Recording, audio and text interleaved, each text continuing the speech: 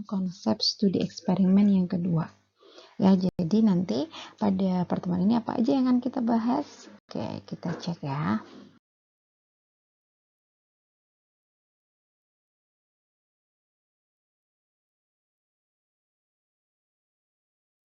Pertama yaitu kelebihan dan kekurangan dari studi eksperimental, dan kemudian faktor yang memperkuat validitas desain eksperimen, dan kemudian berkaitan dengan isu etika pada desain eksperimen. Nah, kita bahas satu persatu ya. Kita mulai dengan bahas tentang kelebihan dan kekurangan studi eksperimental.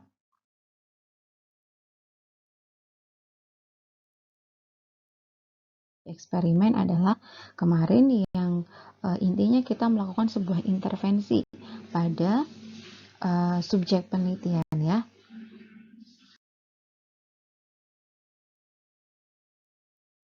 Kita kenali dulu apa itu kelebihan dan juga kekurangannya dari desain eksperimental ini. Jadi sebenarnya sama seperti desain-desain penelitian yang lainnya, setiap desain penelitian itu memiliki kekurangan dan kelebihannya. Nah, tinggal mana yang itu yang ingin kita lihat dan kemudian ingin kita gunakan sesuai dengan penelitian kita. Sekarang kita kenali dulu ya kekurangan dan kelebihan dari desain penelitian eksperimen.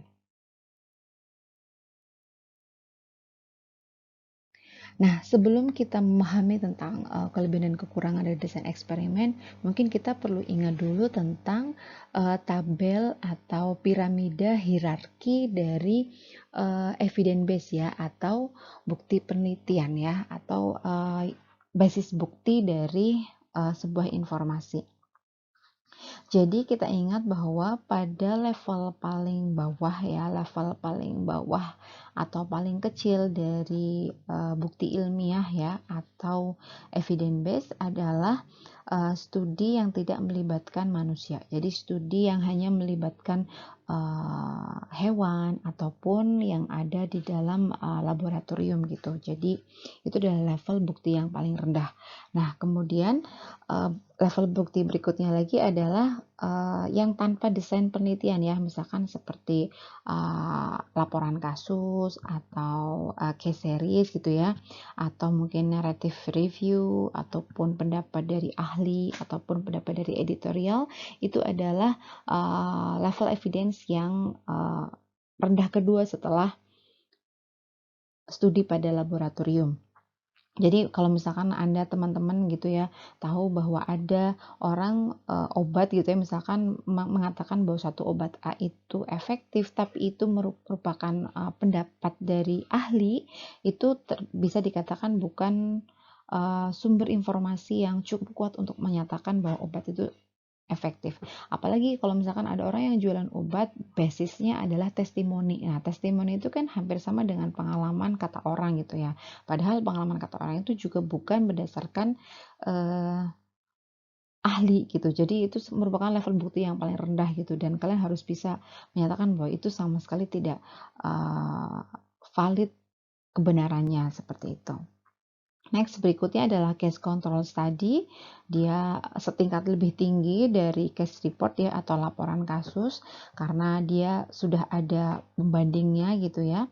Tapi desainnya retrospektif, jadi sudah berlalu. Berikutnya adalah cohort study. Nah, kalau cohort study ini udah lebih mending gitu ya, level buktinya setingkat berikutnya. Dan next yang kemudian yang akan kita pelajari ini adalah desain eksperimen, tapi eksperimennya yaitu yang punya elemen khusus yaitu randomized control trial. Randomized control trial adalah sebuah desain eksperimen yang ada poin randomisasi pada pemilihan kelompok kontrol dan juga kelompok eksperimentalnya itu gitu. Jadi eksperimen kalau yang randomized control trial itu yang merupakan level bukti kedua gitu ya. Setelah apa? Setelah yang paling tinggi adalah meta analisis dan systematic review gitu. Jadi nanti level bukti pada desain eksperimen ya, desain dengan penelitian eksperimen, tapi eksperimen yang apa? Yaitu eksperimen yang khusus, yaitu eksperimen dengan ada proses randomisasi di sana, itu yang memiliki bukti kedua setelah meta analisis dan juga systematic review. Kita bisa katakan dia termasuk yang kalau hadis gitu ya, itu yang sahih gitu ya, untuk mengatakan bahwa kalau memang A itu berhubungan dengan B gitu ya, atau A mendahului terjadinya B, seperti itu. Untuk mengatakan sebab akibat, maka kita bisa katakan kalau hasil dari ini termasuk bukti yang sahih gitu ya, untuk mengatakan ini itu informasinya itu benar gitu ya, bisa dipercaya seperti itu. Nah, maka keuntungan dari atau kelebihan dari desain eksperimen adalah desain ini merupakan desain yang sebenarnya paling efisien ya dari sisi biaya dan juga waktu untuk meneliti adanya kausalitas atau hubungan sebab akibat. Karena apa? Karena kita dengan jelas meletakkan bahwa penyebab itu mendahului dari terjadinya sebuah akibat atau efek gitu. Karena kita tahu bahwa kita ngasih intervensi dulu, habis intervensi kita ukur efeknya pada variabel yang kita teliti. Jadi kita udah benar-benar tahu bahwa tadi penyebabnya itu duluan dibandingkan yang akibatnya, seperti itu. Nah, keuntungannya lagi kalau desain eksperimen ini dengan adanya randomisasi gitu ya, dengan kita melakukan sebuah kegiatan yaitu randomisasi, maka keberadaan faktor perancu itu jadi seimbang gitu. Jadi keuntungan dari kita melakukan randomisasi adalah keberadaan faktor perancu itu istilahnya atau confounding variable itu jadi seimbang antara kelompok kontrol dan juga kelompok intervensi. Jadi kita anggap dengan kita melakukan randomisasi pemilihan kelompok intervensi juga kelompok kontrol, akhirnya faktor-faktor yang mempengaruhi yang lainnya yang di luar dari yang diteliti oleh si peneliti, itu kita anggap karena itu random, maka kita anggap itu terbagi rata pada kedua kelompok, sama-sama. Kita nggak milih gitu ya, jadi nggak ada faktor tertentu yang banyak di kelompok A, sementara di kelompok satunya itu enggak gitu. Jadi kita anggap jadi lebih seimbang karena kita melakukannya secara random. Dan kemudian kalau misalkan dengan adanya randomisasi, jadi lebih mudah mengontrol bias seleksi ya, karena kalau kita melakukan random kan kita nggak bisa milih kelompok mana yang kita masukkan dalam kelompok intervensi. Kita lakukan secara random. Kan akhirnya jadi tidak ada, misalkan kelompok mana yang menurut peneliti itu lebih favorable untuk dijadikan kelompok intervensi. Akhirnya tidak ada bias seperti itu gitu ya. Bias seleksi itu kan bias dari peneliti kayak memilih kelompok mana yang akhirnya dijadikan intervensi sama yang dijadikan kontrol gitu. Jadi akhirnya dengan randomisasi bias seleksinya bisa hilang gitu. Dan kemudian akhirnya dengan randomisasi ini karena kita memilih agar kelompok variabel perancunya itu kemungkinan istilahnya sama pada kedua kelompok intervensi maupun kelompok kontrol, akhirnya kita tidak perlu melakukan pengontrolan pada variabel perancu ketika kita melakukan analisis. Nah, akhirnya apa? Kalau kita nggak perlu melakukan analisis mengontrol variabel yang lain, akhirnya analisis statistik yang digunakan jadi yang sangat sederhana gitu ya. Cukup analisis antar dua variabel saja atau bivariabel saja, tidak perlu multivariabel seperti itu ya. Nah, kelebihan yang lainnya adalah tadi ya, karena efisien secara statistik, maka akhirnya jumlah kelompok perlakuan dan kontrol itu juga sama gitu ya. Jadi nanti akan jumlahnya jadi lebih sedikit gitu. Dan kemudian lingkungan eksperimen yang terkontrol, karena tadi kita melakukan desain eksperimen kan otomatis lingkungan yang lainnya itu kan kita kontrol ya, karena kita tadi mengendalikan variabel perancunya. Jadi kita berusaha agar sama-sama gitu ya antara kelompok intervensi dan juga kelompok kontrol. Nah, karena lingkungan eksperimennya itu terkontrol, akhirnya kan hasilnya jadi lebih baik gitu, karena kita bisa mengatakan benar-benar bahwa A itu berhubungan dengan B karena nggak ada perancu yang lainnya kayak gitu. Kalau berkaitan dengan tidak ada perancu yang mempengaruhi hasil dari A hubungannya dengan B, maka kita bisa katakan validitas internalnya itu lebih baik seperti itu. Dan kemudian dapat dilakukan validasi data ya. Dalam artian kalau misalkan ada data-data yang kurang atau data-data yang kurang tepat, itu bisa langsung dikoreksi saat itu juga. Karena apa? Karena data yang dikumpulkan itu terjadi bersamaan dengan berlangsungnya studi gitu. Misalkan ini menjawab untuk misalkan kalau ada cohort retrospektif. Cohort retrospektif itu kan sudah terjadi pada masa lalu. Kalau misalkan kita perlu konfirmasi tentang data, kita nggak bisa gitu ya, karena itu sudah terjadi, sudah berlalu gitu. Jadi karena desainnya prospektif, eksperimen itu desainnya prospektif, maka kita akan lebih mudah untuk melakukan klarifikasi data kalau ada yang kurang, seperti itu. Nah, sekarang tadi kita lihat kan kelebihannya tadi ya.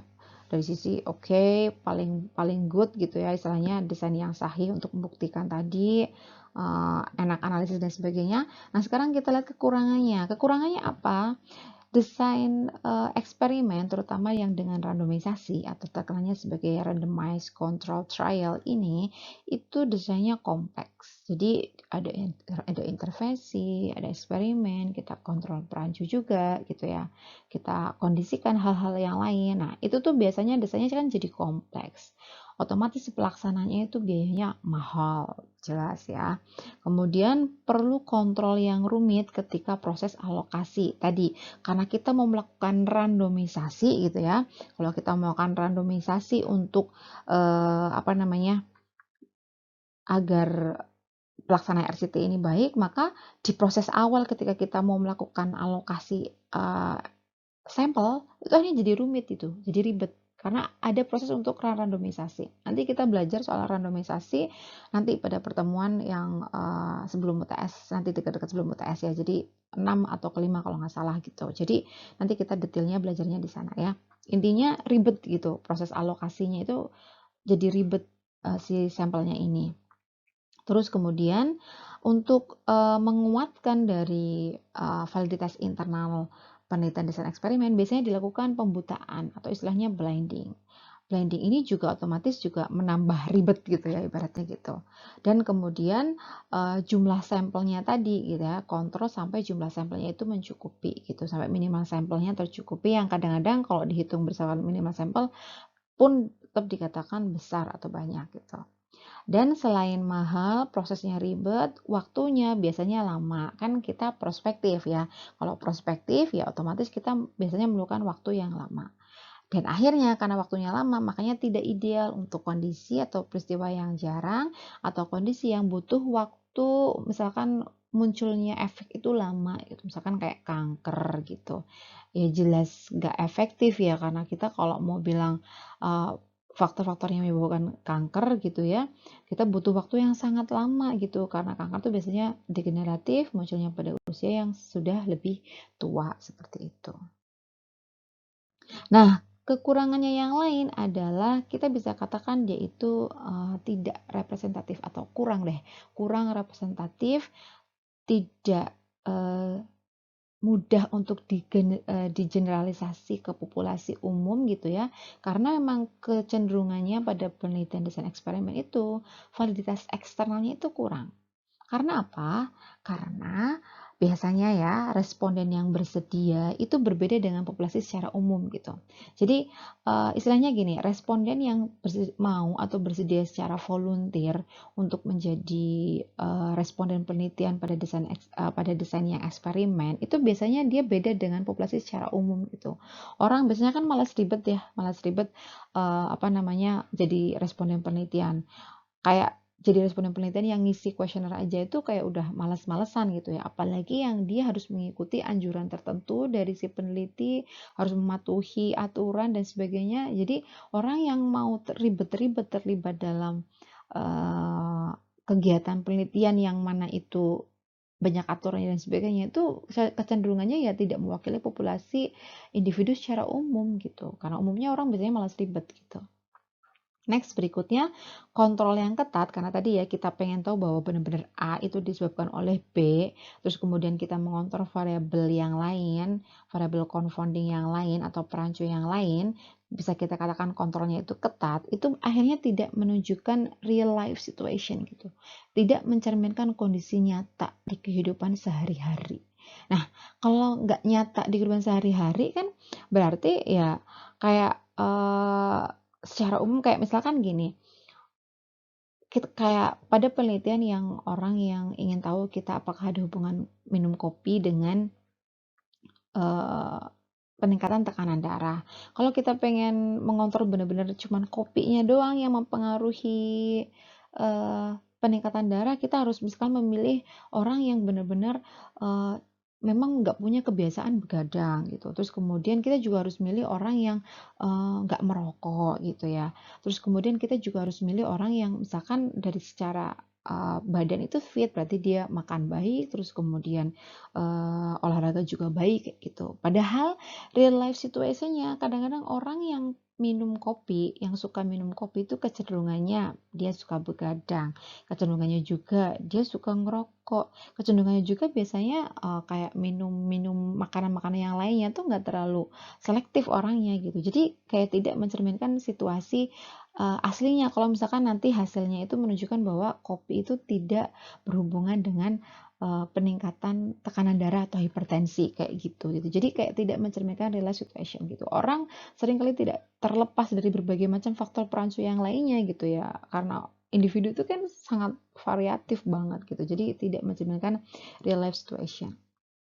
Berikutnya lagi adalah kalau misalkan melakukan kontrol yang ketat ya untuk variabel perancu yang lainnya, jangan-jangan bisa jadi ketika penelitian, subjek penelitian itu istilahnya manut gitu atau patuh pada protokol-protokol penelitian, aturan-aturan penelitian untuk menunjukkan dia misalkan pada kelompok intervensi.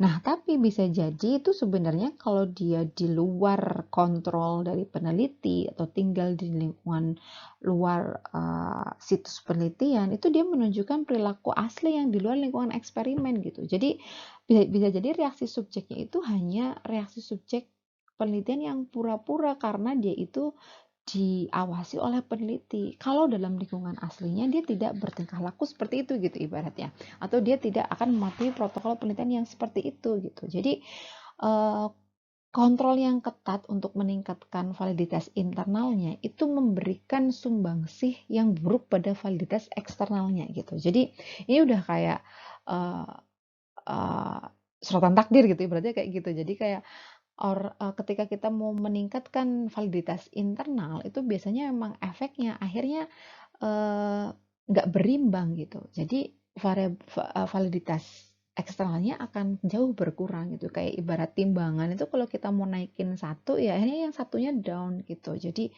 ini sudah suratan takdir bahwa kalau kita pengen naikin validitas internal ya kemungkinan besar pasti akan mengurangi validitas eksternalnya. Dan ini adalah case-case validitas eksternal yang rendah itu gitu.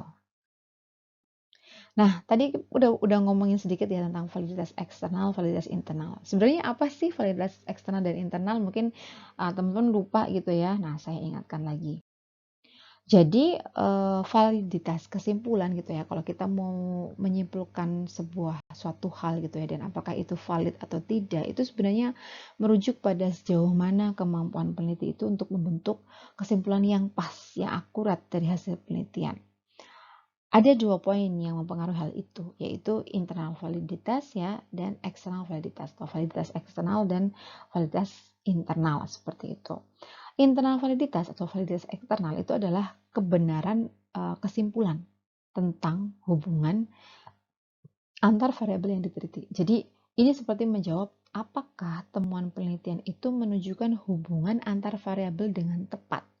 Tepat gimana sih maksudnya? Jadi apakah benar-benar misalkan kalau kita mau bilang bahwa minum kopi itu benar meningkatkan resiko mengalami hipertensi gitu atau benar minum kopi itu meningkatkan tekanan darah gitu.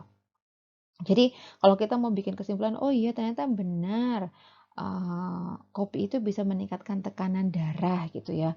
Itu berarti kalau kita mau bilang begitu, kita sudah mengeliminasi kemungkinan pada hal-hal yang lain yang bisa mempengaruhi adanya tekanan darah gitu kayak tadi merokoknya, kebiasaan begadang dia, makanan dia, aktivitas fisiknya dia seperti itu. Jadi kita sudah mengontrol hal yang tadi bahwa itu memang semua dalam kondisi yang sama pada penelitian kita ini dan kemudian yang beda itu ya cuman kebiasaan dia minum kopi sama enggak gitu. Dan kemudian ternyata hasilnya memang betul minum kopi itu bisa meningkatkan tekanan darah, misalkan seperti itu gitu. Jadi itu adalah validitas internal. Kalau validitas eksternal itu adalah apakah hasil penelitian kita ini bisa digeneralisasikan ya pada populasi yang kita tuju. Misalkan kita populasi populasinya adalah populasi dewasa usia 25 tahun ke atas. Misalkan sampel penelitian kita adalah itu gitu. Jadi kalau validitas eksternal itu adalah apakah subjek yang kita pilih tadi itu sudah sesuai untuk tadi kita menjawab pertanyaan penelitian kita tadi gitu. Jadi ketika kita katakan bahwa, oh iya ternyata eh, hasil tadi gitu ya, jadi pada orang dewasa yang usia di atas 25 tahun yang minum kopi itu emang cenderung untuk mengalami peningkatan tekanan darah. Misalkan kita mau bilang seperti itu, digeneralisasikan pada populasi orang dewasa. Nah tadi apakah subjek yang kita pilih itu udah benar atau belum? Subjek yang kita pilih tadi udah benar-benar mewakili individu yang usia 25 tahun ke atas. Kemudian pada populasi umum, nggak populasi khusus tadi ya, di mana misalkan pada populasi umum itu kecenderungannya orang ya, individu itu ya minum kopi itu kayak punya karakteristik tertentu gitu, kecenderungan yang minum kopi itu misalkan dia biasanya merokok, biasanya misalkan begadang hobinya gitu ya, atau mungkin biasanya dia punya pola uh, aktivitas fisik yang bagaimana, misalkan seperti itu. Jadi menjawab pertanyaan ini untuk external validity ya atau validitas eksternal. Nah, sekarang kita akan lebih fokus pada validitas internal. Kalau pada validitas internal itu tadi kita harus tadi ya, apakah secara nyata perubahan pada variabel dependen itu akibat variabel perlakuan gitu ya.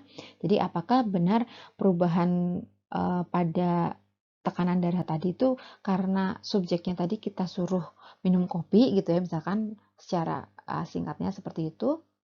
Nah, jadi harus yakin bahwa memang ada banyak variabel lain di luar variabel yang kita teliti tadi, misalkan di luar minum kopi tadi yang bisa menimbulkan efek pada peningkatan tekanan darah gitu. Nah, itu disebut sebagai variabel confounding. Nah, jadi kita harus ada usaha gitu ya untuk menghilangkan pengaruh variabel luar tadi dengan cara mengontrol tadi. Misalkan kita mengontrol subjeknya, kita kontrol orang yang kita pilih adalah orang yang tidak memiliki variabel confounding tadi. Atau misalkan selama proses penelitian orang itu sudah tidak misalnya punya jadwal tidur yang tetap gitu, nggak begadang tadi, kemudian sama penelitian orang itu tidak merokok dan sebagainya itu. Jadi sudah kita kontrol dengan peraturan bahwa variabel confoundnya itu ditiadakan seperti itu.